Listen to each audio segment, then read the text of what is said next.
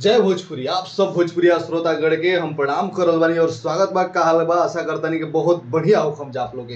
ये रिपोर्ट में बतावे जा रहल बानी कि पवन सिंह के घर एकदम मूड में दिख रहल बड़ा, बैक टू बैक धमाका कर रहल बड़े। जी हाँ दोस्तों, वही सिलसिला में पवन सिंह के और धमाका हो चुकल बा, जौना गाना के नाम बाटे कुकड़ू कू मुर्गा बोली। जी हाँ भैया, कुकड़ू कू जब मुर्गा बोली गाना के नाम हटे, जौन की पवन सिंह के लुक तो इसे देखे में लाग रहल बा जैसा भी पहिल का गाना इलाटी सीरीज से लागत वही मूड के रोमांटिक मूड के ही गाना बा। लेकिन अब पोस्टर में दिख रहल बा, अंदर में का बा ई तो हमनी के पता चली काल, यानी 13 अप्रैल के सुबह 7 बजे यसी फिल्म यूट्यूब चैनल पे आप लोग के ई गाना जौन बा देखे के मिली। अब ऑडियो हो के वीडियो हो, वीडियो आप लोग को देखे के मिली। जी हाँ भैया, आप लोग बता दी कि वीडियो देखे के मिली, ऑडियो ना सुने के मिली, वीडियो डायरेक्ट आप लोग के देखे के मिली। और एक गाना के लिखले बड़े भोजपुरी के राइजिंग सुपरस्टार, जी भैया राइजिंग स्टार जरा कहल जाओ, जरा गला में सरस्वती के भी बास बाटे, कलम में भी उनका सरस्वती के बास बाटे, लिखबो करले, बच्चा अच्छा गाइबो करेले और बढ़िया म्यूजिक भी बनावेले विजय चौहान। जी भैया, और आर्या शर्मा जी के भोजपुरी के